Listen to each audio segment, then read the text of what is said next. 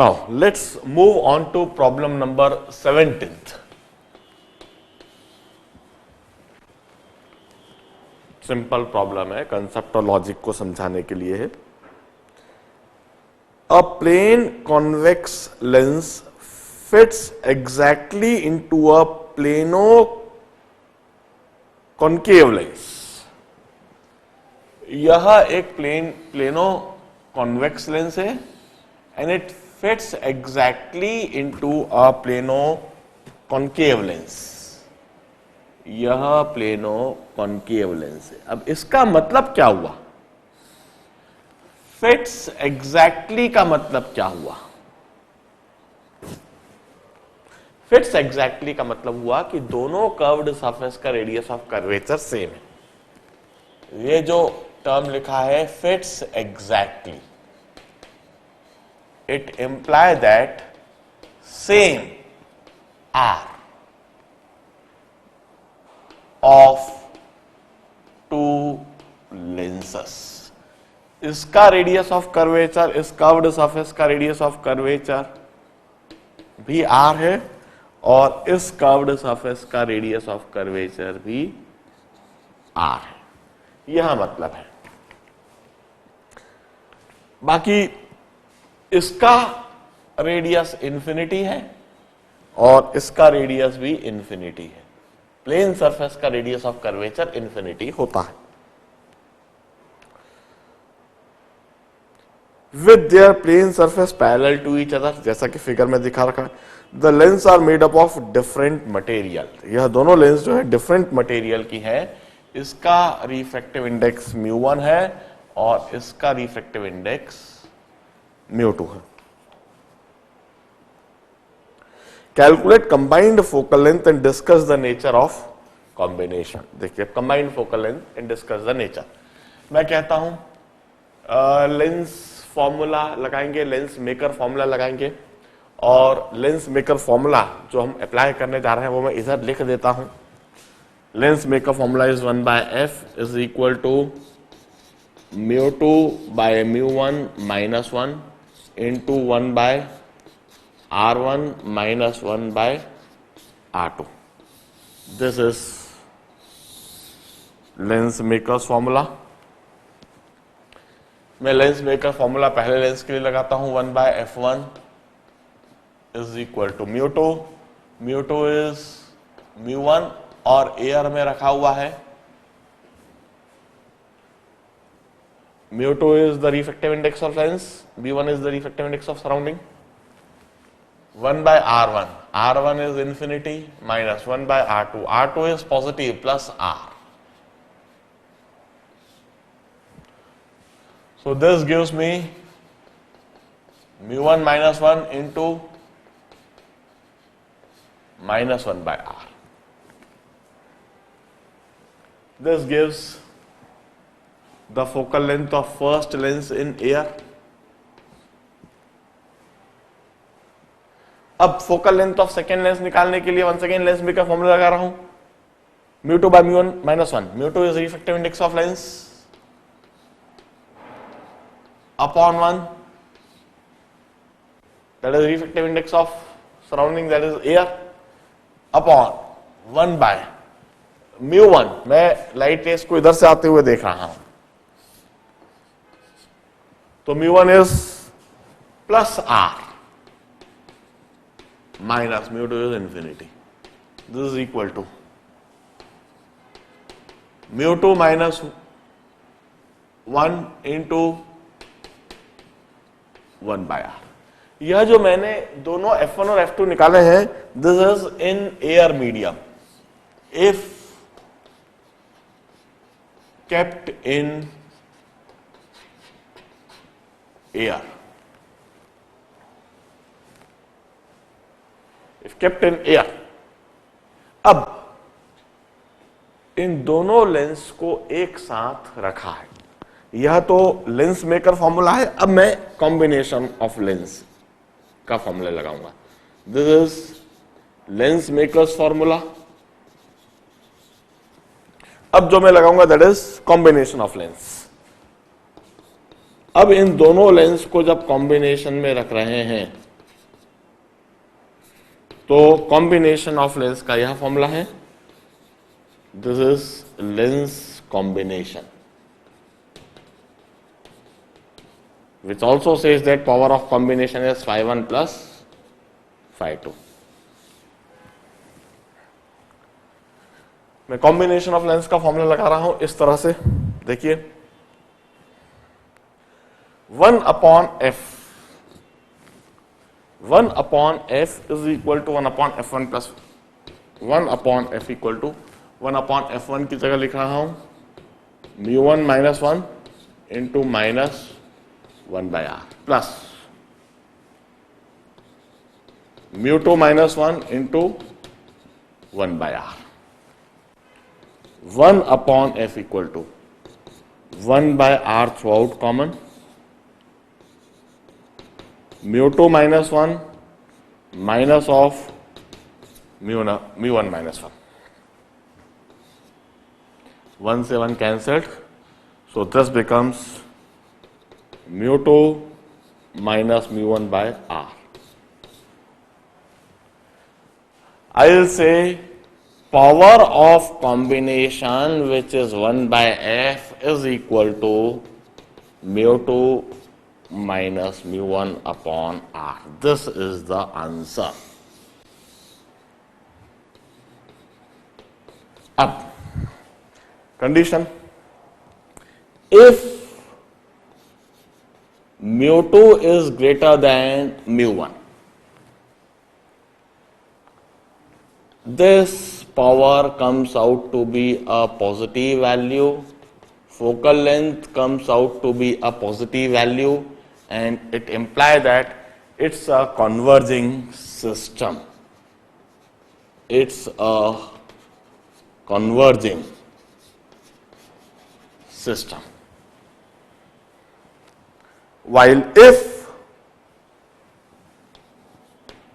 mu 2 is less than mu 1, mu 2 यदि mu 1 से less हो जाए तो पावर हो जाएगा नेगेटिव, फोकल लेंथ हो जाएगा negative, and it imply that it's a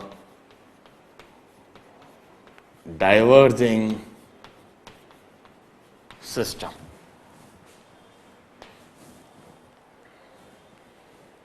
problem कोई कठिन नहीं था, मगर इसी तरह के प्रॉब्लम बड़े फ्रीक्वेंटली आईआईटी जेईई में और ऑल इंडिया पीएमटी जैसी एग्जामिनेशंस में, कॉम्पिटिटिव एग्जामिनेशन में इनफैक्ट इसी तरह के, इसी लेवल के, इसी टाइप के प्रॉब्लम पूछे जाते हैं. यह प्रॉब्लम कोई बहुत बड़ा भी नहीं है, कोई बहुत छोटा भी नहीं है, मगर कंसेप्ट इन्वॉल्व है इसमें. इसके पहले जो प्रॉब्लम थे ना बहुत लंबे लंबे थे, कई बार ऐसे प्रॉब्लम अब नहीं आते. ऐसे प्रॉब्लम करना इसलिए जरूरी है जिससे कि हमारी अंडरस्टैंडिंग बने. जैसे 16th प्रॉब्लम था, कुछ ज्यादा ही लंबा था, मगर अंडरस्टैंडिंग के लिए ऐसा प्रॉब्लम करना जरूरी है. एग्जामिनेशन में आने वाला प्रॉब्लम तो ये 17th प्रॉब्लम जैसा होता है. मैंने समझाने में इतना समय लिया है, एक बार बहुत अच्छी तरीके से सीख जाओगे तो आपको करने में 1 मिनट भी नहीं लगेगा. प्रैक्टिकली ये प्रॉब्लम 1 मिनट का प्रॉब्लम है, वो तो मैं फालतू समय वेस्ट करता हूं आप लोगों का, खींच खींच के, लंबा लंबा समझा समझा के. जरूरी है, सिखा रहा हूं इसलिए. 2 लेंसेस, एक प्लेनो कॉन्वेक्स, एक प्लेनो कॉनकेव, दे फिट एग्जैक्टली. फिट एग्जैक्टली का क्या मतलब निकाला है समझे. दोनों लेंस यदि एयर में रखी होती तो लेंस मेकर फॉर्मूला से F1 और F2 निकाला.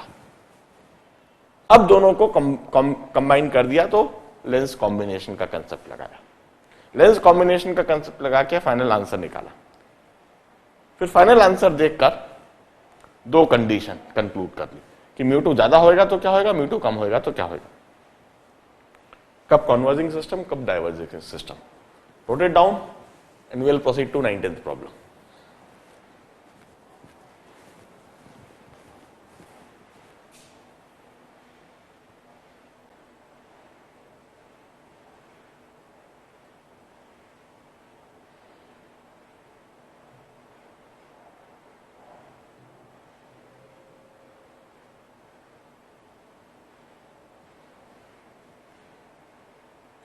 Now, let's move on to 19th problem.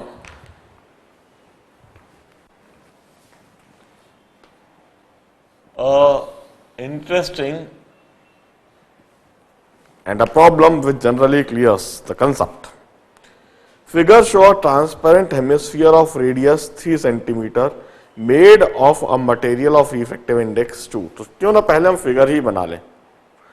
Hemisphere मुझे एक दिख रहा है,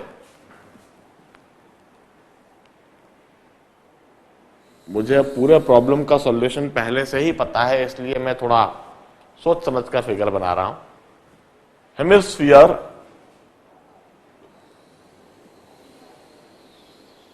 मैं इस तरीके से बनाता हूं, और हेमिस्फीयर बनाते समय मैंने नीचे हेमिस्फीयर को कंप्लीट करने के लिए सफिशिएंट स्पेस रखी है, क्योंकि मैं जानता हूं नीचे मुझको हेमिस्फीयर एक बनाना ही पड़ेगा, बाकी का हेमिस्फीयर. यह हेमिस्फीयर है, इसका रेडियस ऑफ कर्वेचर है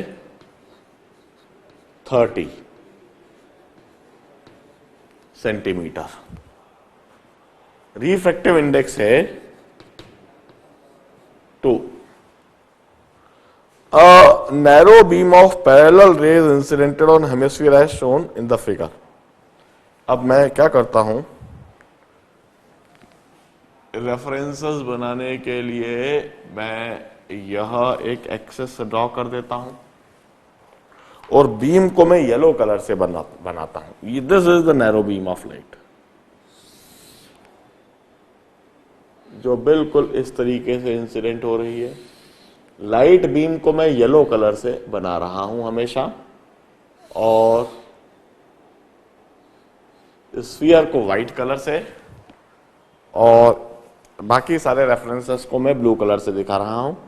यह 45 डिग्री पर, नॉर्मल से इधर 45 डिग्री.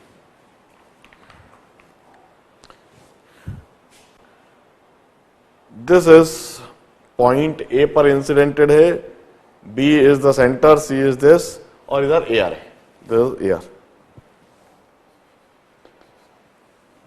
ठीक है ना. A narrow beam parallel incident. Find the image formed by refraction at the first surface. Find the image formed by reflection or by refraction at plane surface. Trace qualitatively final ray as they come out of the sphere. देखिए,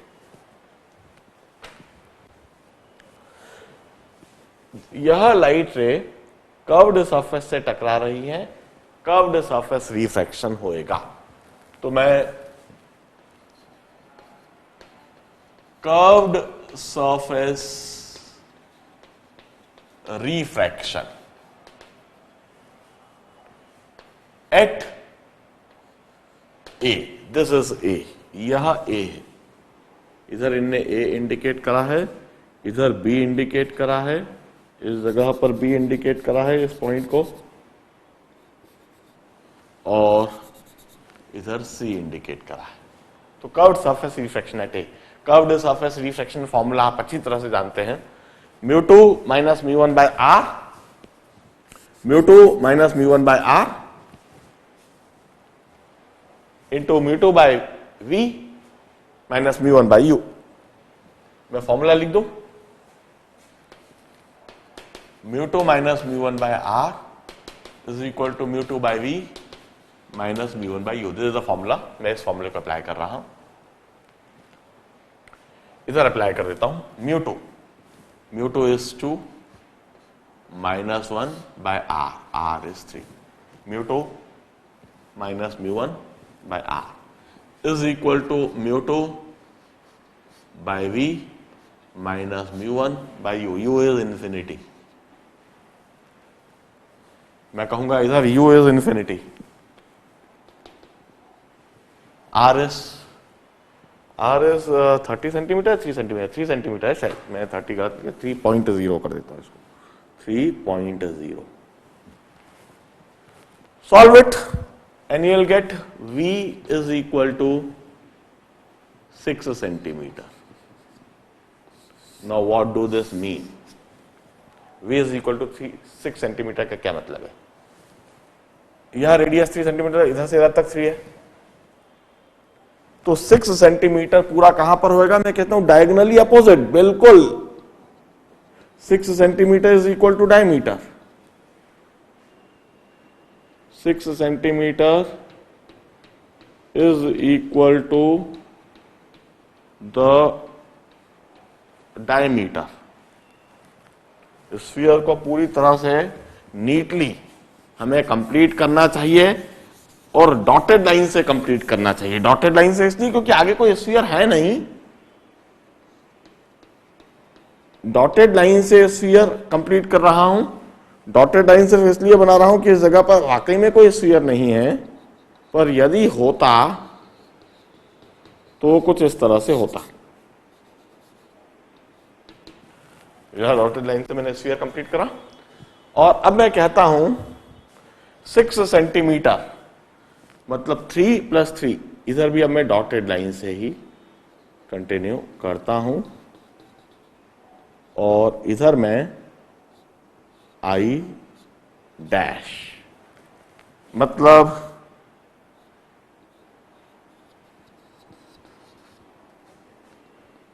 यह light rays ऐसे reflect होंगी और यह light rays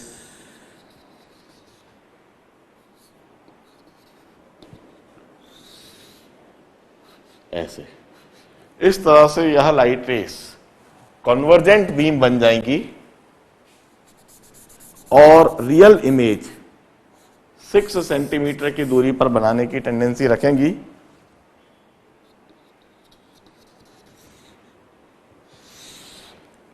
और इस तरीके से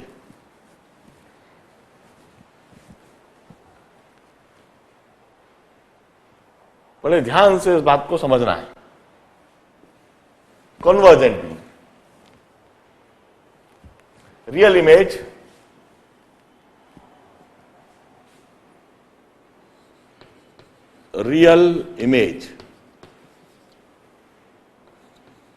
convergent refracted beam।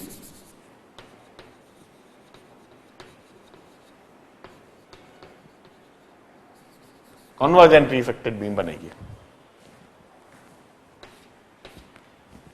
अब यह लाइट रेस इधर आके टकराई, अब इधर जब ये आके टकराई तो 45 डिग्री से इस फेस पर 45 डिग्री से टकरा रही है।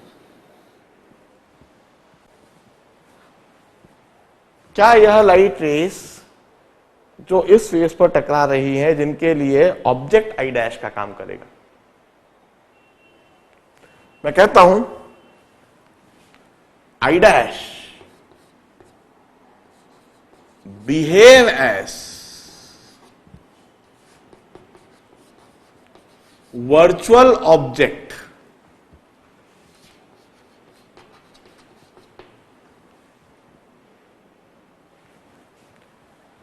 at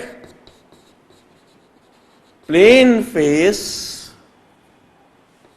B. I dash behave as virtual object. I dash behave as virtual object at plane face B, where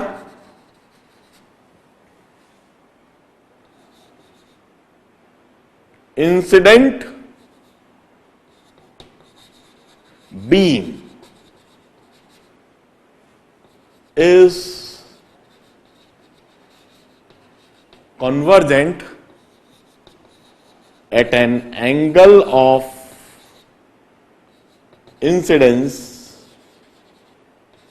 of 45 degree. 45 degree का एंगल ऑफ इंसिडेंस है। अब इस जगह पर हम क्रिटिकल एंगल निकाल लें। sin c is 1/μ, sin c is 1/μ or 1/2, which imply that critical angle is 30 degree. और मैं कहता हूं angle of incidence which is 45 degree, this is greater than critical angle which is equal to 30 degree. Hence, total internal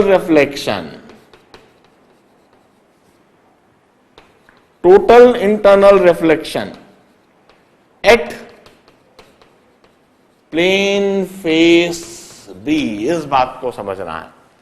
यह light rays जो कि denser medium में travel कर रही है और रेयरर मीडियम में पेनिट्रेट करना चाहती हैं, they may undergo refraction through this plane surface. इस प्लेन सरफेस के द्वारा रिफ्रैक्शन हो सकता है, मगर एंगल ऑफ इंसिडेंस 45 डिग्री है और यह एंगल ऑफ इंसिडेंस 45 डिग्री यह क्रिटिकल एंगल को एक्सीड कर गया है। क्रिटिकल एंगल है 30 डिग्री। तो यह लाइट रेस जो कि डेंसर मीडियम में है, यह रेयरर मीडियम में पेनिट्रेट नहीं कर पाएंगी, रिफ्रैक्ट नहीं हो पाएंगी। इनका इसी सरफेस पर टोटल इंटरनल रिफ्लेक्शन होगा और टोटल इंटरनल रिफ्लेक्शन इस तरीके से होगा। यह अब सामने वाले फेस पर कन्वर्ज होने के बजाय यह लाइट रेस इस फेस पर कन्वर्ज होंगी।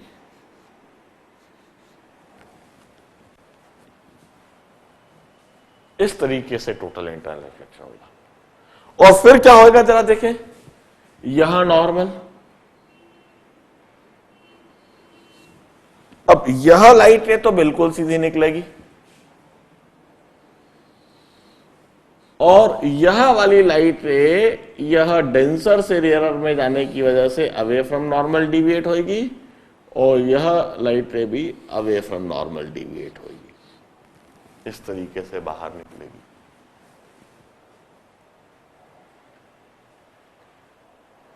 दिस इज द कंप्लीट रे डायग्राम जो इस लाइट रे के साथ में होगा। ध्यान से देखें, figure show a transparent hemisphere radius 3, refractive index 2, a narrow beam parallel is incidented. Are the rays total reflected at plane surface? मैं कहूंगा yes, they would undergo total internal reflection at plane surface. Find the image formed by refraction at the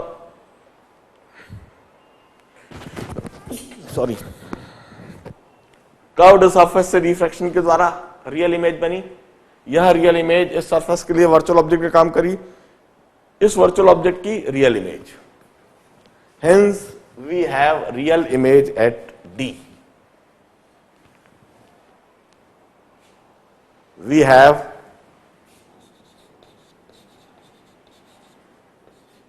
real image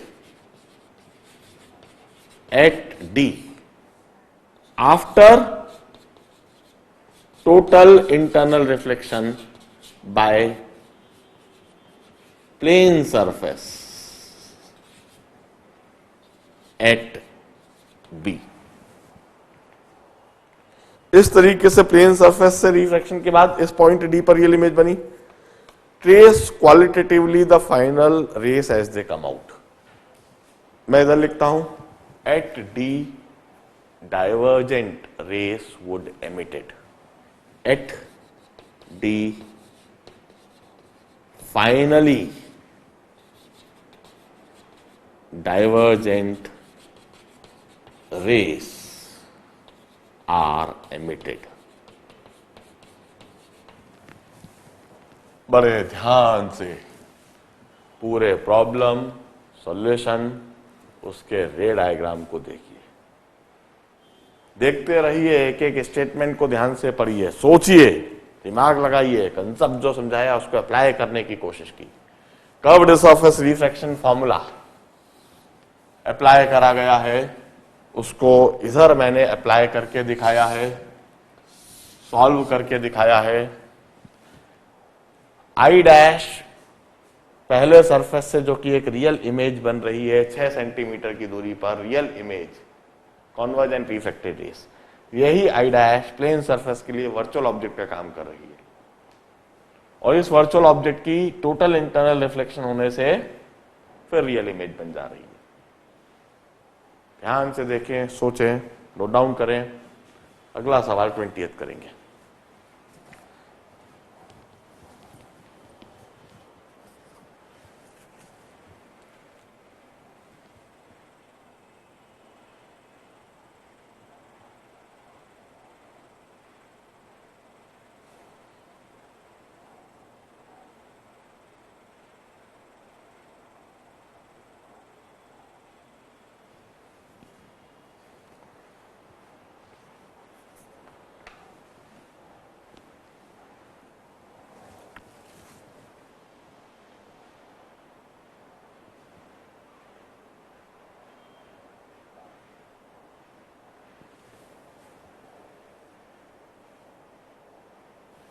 Now let's move on to 20th problem.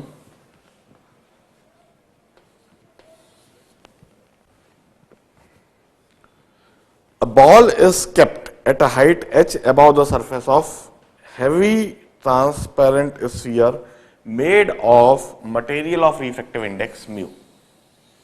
This is a heavy transparent sphere, solid, refractive index mu, and radius of the sphere is r. A ball is kept at a height of h. This is a ball and it's kept at a height of h.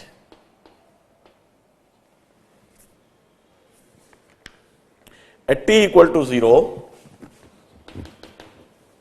the ball is dropped to fall normally on the sphere. Find the speed of image formed as a function of t, which is less than under root 2h by g. This 2h by g is time of fall. This is time of fall. Time of fall से कम. Consider only the image formed by single refraction. देखिए, पहले problem को समझें. एक sphere है, curved surface refraction formula लगाना होगा. Refractive index is mu, radius is R. Height h के ऊपर एक बॉल रखी हुई है.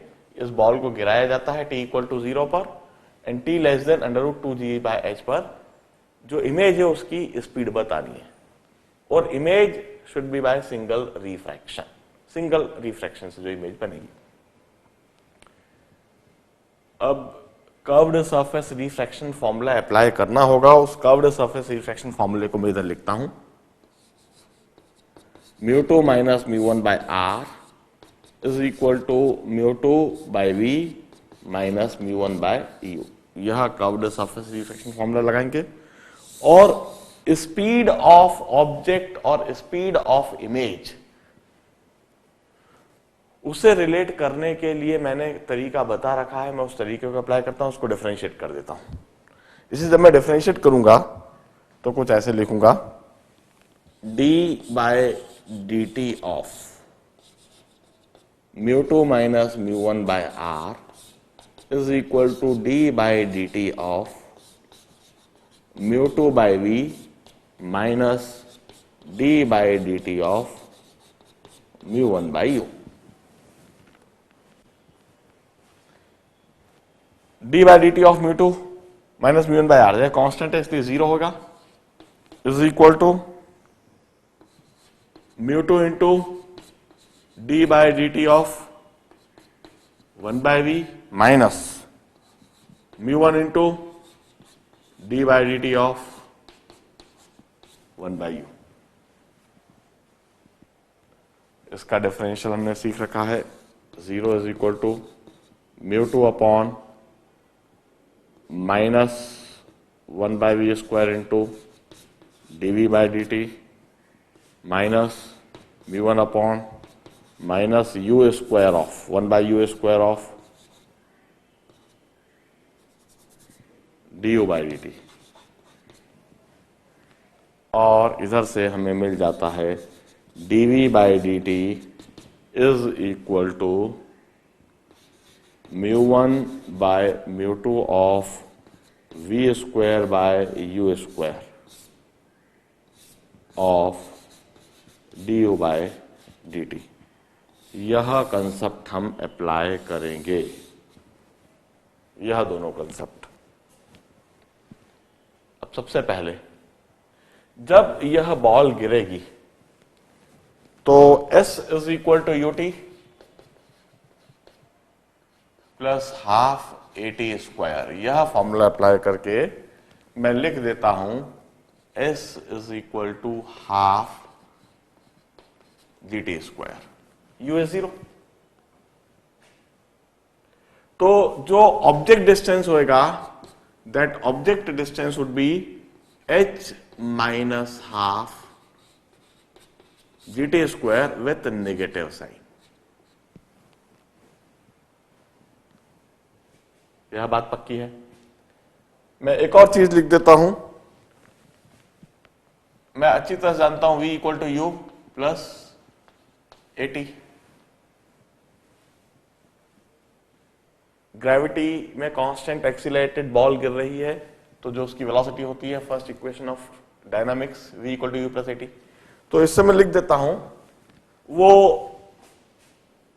बॉल की स्पीड होगी, और बॉल की स्पीड मैं इधर इसी कंसेप्ट से लिखता हूं, it's du by d T, that is speed of object, that is ji t. This is object speed after time t. This is object speed after time t. This is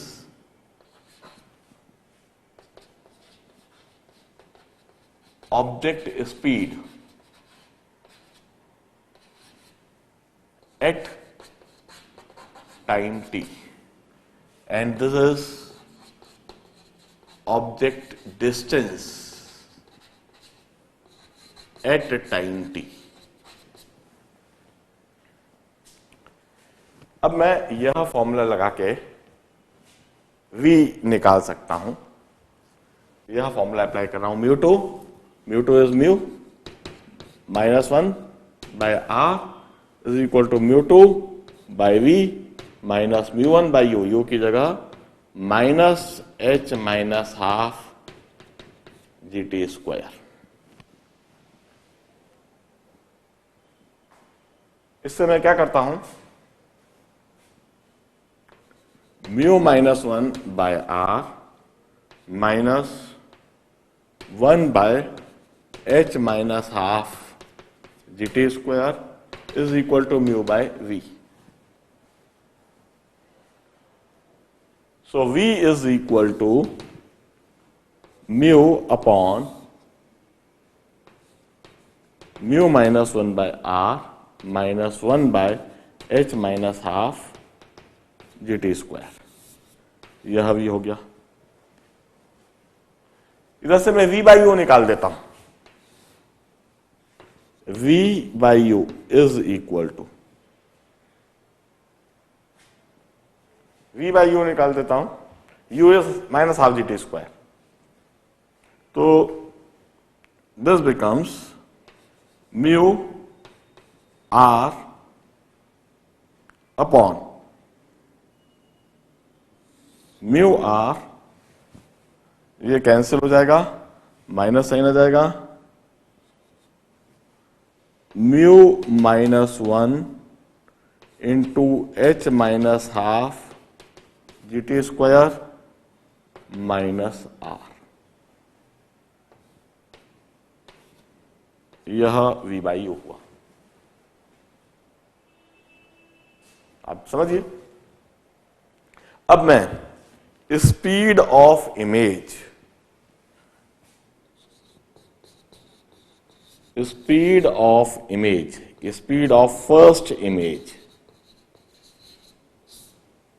के लिए expression लिख रहा हूं, which is dv by d t. यही answer है, dv by d t, mu 1 by mu 2, mu 1 by mu 2, 1 by mu, 1 by mu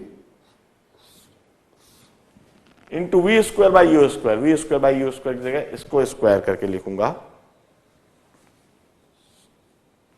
mu r upon mu minus 1 into h minus half G T square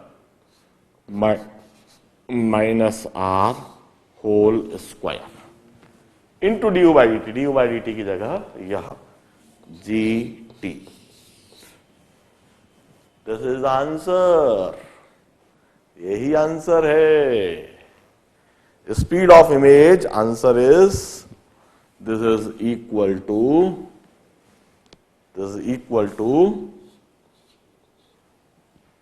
mu square से एक mu square, mu का गया r square g T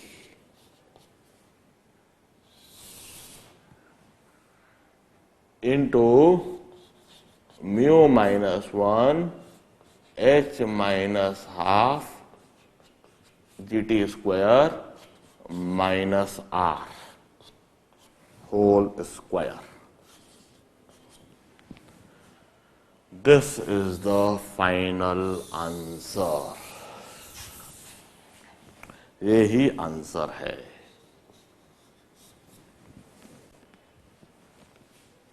बड़े ध्यान से देखिए। The more important is how to systematically solve the situation, situation को समझना, उसको सॉल्व करना। स्फीयर दिया, refractive index mu, radius r, ball दी हाइट एच पर, इस बॉल को गिराया 0 टाइम पर, और उस टाइम के लिए पूछ रहे हैं जब यह बॉल गिरी नहीं है कहीं बीच में, यह बॉल कहीं इधर आई है और यह u है which is h minus half G T square, यह u है, और इस समय पर यह बॉल की स्पीड है। बॉल की लोकेशन समझने के लिए curved surface refraction formula, image की स्पीड समझने के लिए इसको डिफरेंशिएट करके यह फॉर्मूला जो लिखा। This is the concept part जो ब्लू से लिखा है, और येलो से मैंने सॉल्व करा है, और येलो से ही फाइनली आंसर लिखा है। Note it down. 25th problem करेंगे अब हम।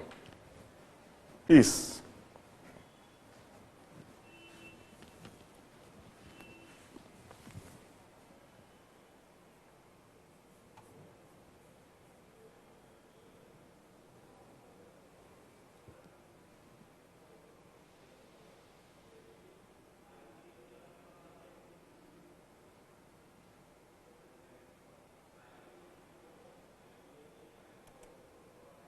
चलिए, इस सेशन का मैं आखिरी सवाल अभी करता हूं, इसके बाद will take a break of 1 और 2 आवर, और हम या तो कंटिन्यू करेंगे या फिर कल के दिन करेंगे। 25th प्रॉब्लम इस सेशन का मैं आज का लास्ट प्रॉब्लम कराता हूं। A narrow pencil of parallel light is incidented normally on solid transparent sphere of radius r. The solid transparent sphere of radius r, और इस पर narrow pencil of light beam is incidented.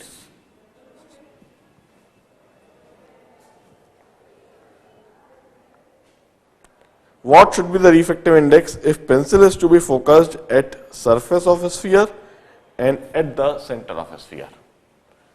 Refractive index बताना है, so that light beam should be focused at surface and at center. मैं कहता हूं for focusing on the opposite surface. यदि हम अपोजिट सरफेस पर फोकसिंग चाहते हैं, इसका मतलब लाइट रेस को हम कुछ ऐसे रिफ्रैक्ट करवाना चाहेंगे। कर्व्ड सरफेस रिफ्रैक्शन फॉर्मूला लगाना होगा। कर्व्ड सरफेस रिफ्रैक्शन फॉर्मूला लिख देता हूं, μ2 minus μ1 by are is equal to μ2 by v minus μ1 by u। तो मैं कहूंगा μ2 तो है म्यू, μ1 है 1, v है 2r प्लस 2r, और u है इन्फिनिटी प्लस 2 स्मॉल r लिखना होगा मुझको। अब μ2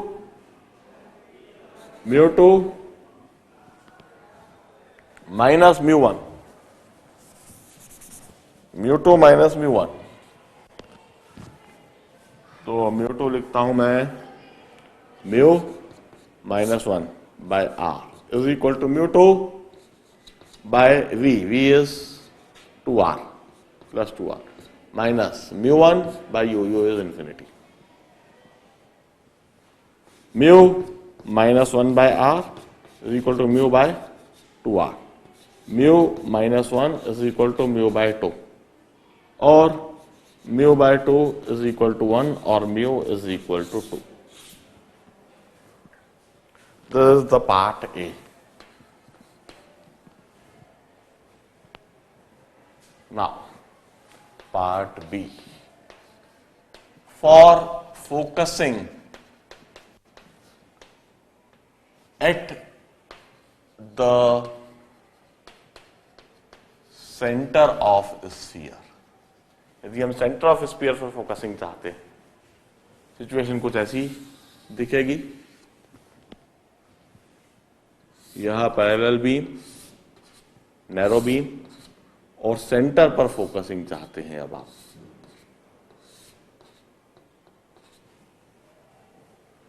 तो इस केस में आप देखिए, म्यू 2 तो म्यू ही कहूंगा, म्यू 1 1 होगा, वी होएगा प्लस आर, यू होगा इंफिनिटी. फिर वापस फॉर्मूला लगा रहा हूं, mu 2 minus mu 1 by are is equal to mu 2 by we minus mu 1 by u. Mu 2 minus 1 mu, not possible, not possible. For no value of mu we need very large mu, और इतना large mu हो ही नहीं सकता जो centre पर इस beam को converge करवा सके. हां, सेंटर से कुछ आगे जरूर कन्वर्ज हो सकता है. For very large value of mu beam would be converged close to centre. For very large value of mu this beam may be converged close to center, but never possible at center, never